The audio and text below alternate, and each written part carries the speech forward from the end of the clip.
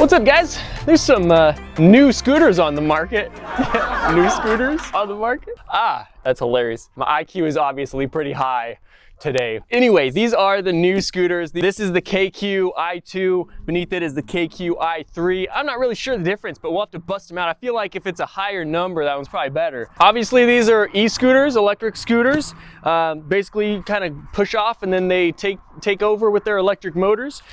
Ages is recommended 14 through 50. So it's good for like older kids, teenagers, all the way up to 50 years old. Once you're 51, obviously, that's just too f***ing bad. But that's pretty much it. I'm looking forward to testing them out. I'll probably have Lord Kurt over here at some point riding alongside with me, just so we can get a good side-by-side comparison. But that guy's over 220 pounds and that says 220 pound limit. So we'll just have to see. But that's pretty much it. Let's get these things out of the box and have some fun. Let's do it.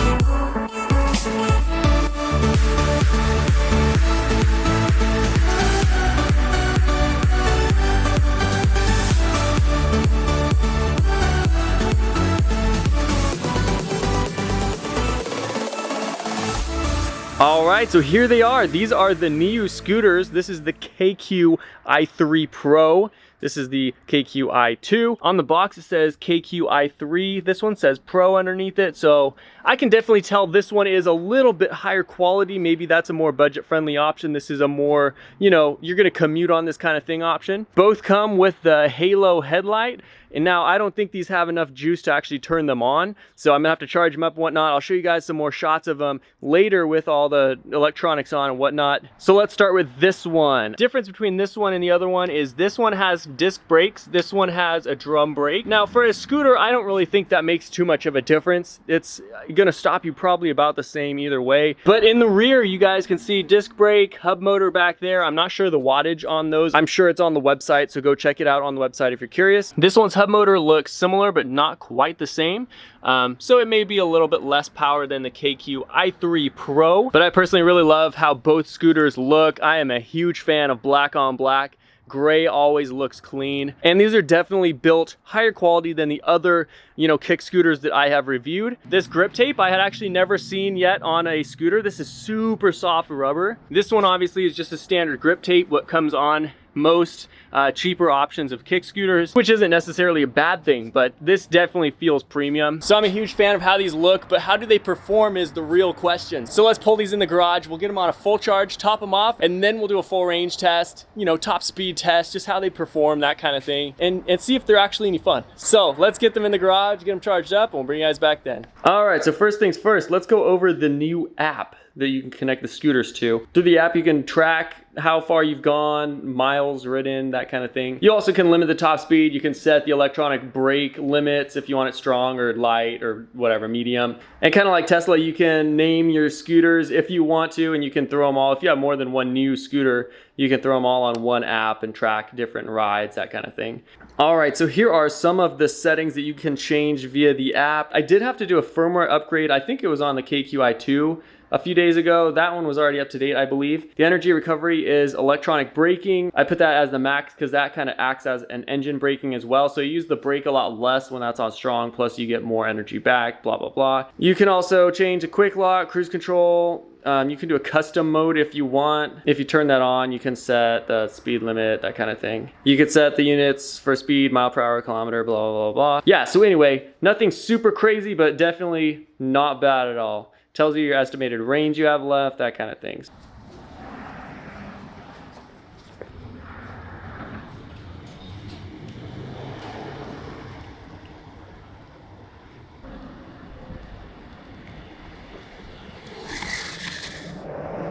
All right, that's KQ i3. It's KQ i3 right there.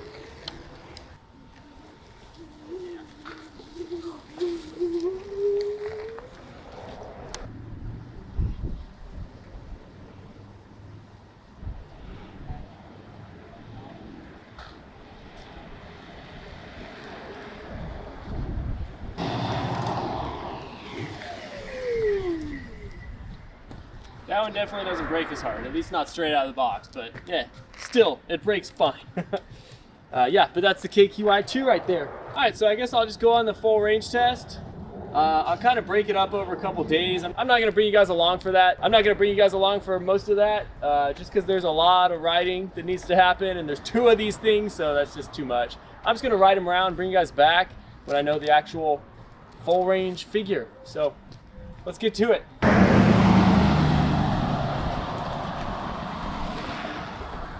All right, riding the KQi2.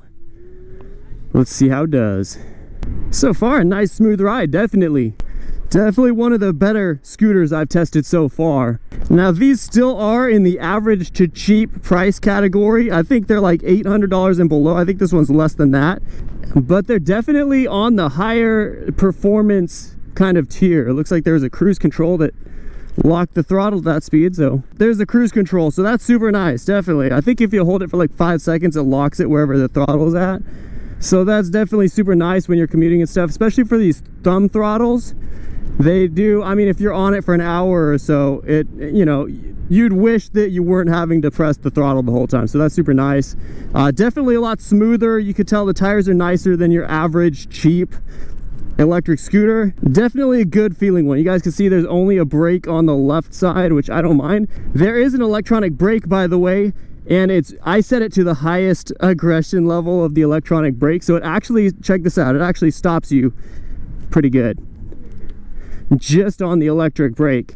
These do have headlights and tail lights and brake lights and everything, so super nice. It is just a blast to ride around on. It's just super chill, just cruising around on the electric scooter. Obviously, this one is the cheaper of the 2, so let's go back home and actually try that one out as well. This one obviously doesn't go quite as fast. You get a few more miles per hour top speed on the KQi3, and you do get more range on the 3 as well. The KQi2 obviously doesn't have as big of a battery pack, and so obviously it's a little cheaper, but you get the same, you know, very similar performance, and it's the exact same interface on the app. It is the same build quality, basically. It's a little bit smaller, but pretty much the exact same kind of thing. And you get just as many smiles out of it. So anyway, let's just go home, get the KQi3 out here and see the difference. All right, riding the KQi3 Pro. You can definitely tell this one has a little bit more torque than the i2, definitely. But I will say, and I already mentioned it while I was riding the 2, that I already rode this thing on a full charge. We are literally at like 5% battery, but we're still getting 18 miles per hour with some decent torque. You can definitely tell the electronic braking is much higher and stronger on the KQi3. Definitely a little bit more of a beefy scooter. I'm really impressed with it. I've ridden it for, we're on low battery now, for almost like 17 miles at this point, so really impressive stuff. The electric braking definitely is more aggressive. I have them both on strong setting, but it definitely is more aggressive than the i2, and this has definitely been bumped up to one of the top of the list scooters that I've tried. You guys know how many scooters I have tested, and these are definitely my favorite budget scooters by far. I mean, they're cool, they're like sleek to look at, they're very comfortable, they're quick, and they go for a long time, and they're cheap. I mean, you really can't beat that. And they have adjustable electric braking. You don't get that for many scooters at all. And I know right now we're only going about 18 miles per hour. Remember, this is like dead battery right here. So on a topped off battery, I was getting 20 miles per hour easy. It would even go up to 21, 22 sometimes. So that's that. I wish I could show you guys on a full charge, but you know, due to time and making this video and schedule and everything, I just had to test it out while I had time and didn't get a whole lot of footage of that, but I could genuinely say this is my favorite budget scooter. Obviously, you can get faster ones. I've reviewed the P1 Pro, the Solar FF. Those things do like freaking 60 miles per hour and whatnot. But those are also like $3,000, and this one is literally like 800 bucks. And for just a commuter and a city cruiser, you just can't beat these things. They're so much fun. And on the charge, I got like 17 miles of range. So that's really impressive. That's better than the Solar FF. I only got 15 miles of range on that one, even though it does 60 miles per hour. And you're getting this one for like the quarter of the price of that one, if not more, you know? So yeah, there you go. That's the KQi3. Very comparable again to the i2. Basically the same scooter, just beefier, longer life, you know, battery lifespan, that kind of thing. Really cool scooters for sure.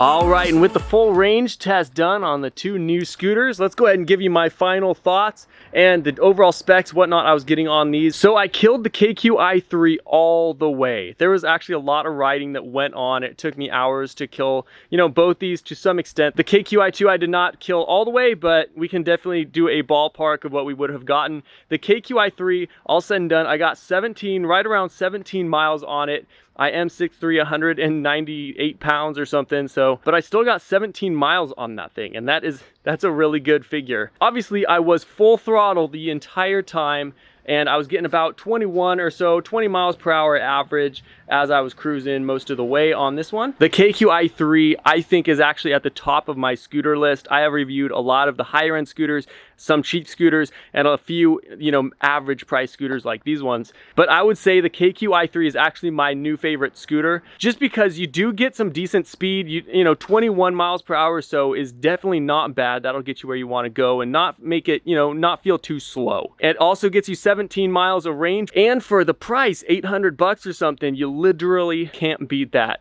for the price. Plus, it's small enough to fold down and stick in the trunk of pretty much any car. P1 Pro and the Solar FF are just heavy, and you don't want to have to try to fit them in a car if you don't have to. But the KQ i3, you can fold up, stick in a car, and have great performance whenever you want. KQ i2, I rode this thing probably for about 6.5 or 7 miles or so.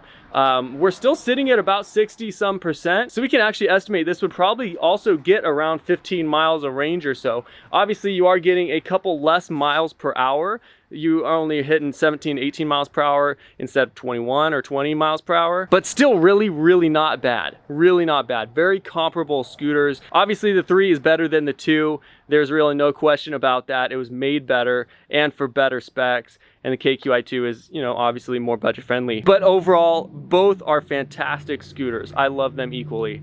And for the price, I don't know if you could beat these for the performance you get and the range you get, that kind of thing. So yeah, there you go. That's my overall genuine thoughts on these scooters. They are an absolute blast to ride, and I have nothing but positive things to say about them. They have electronic braking, which you really don't find on a whole lot of scooters or even e-bikes. They don't even have electronic braking. These ones have electronic braking, and you can customize how aggressive you want it, and you can track your rides and all kinds of stuff, which is cool as well. So definitely my favorite scooters so far. Obviously, I'm gonna review more in the future, but I've already tested a lot of different scooters in the past as well, so I have a good understanding of the different price categories, what range, what specs to expect, and I can tell you these ones are absolutely awesome scooters. So I highly recommend these. Link in the description if you guys wanna check them out. If you're in the market for a scooter, I would highly recommend checking these ones out. All right, so there you guys have it. Those are the new scooters, highly recommended. Link in the description if you guys wanna check them out. But that being said, I'll catch you guys in the next test.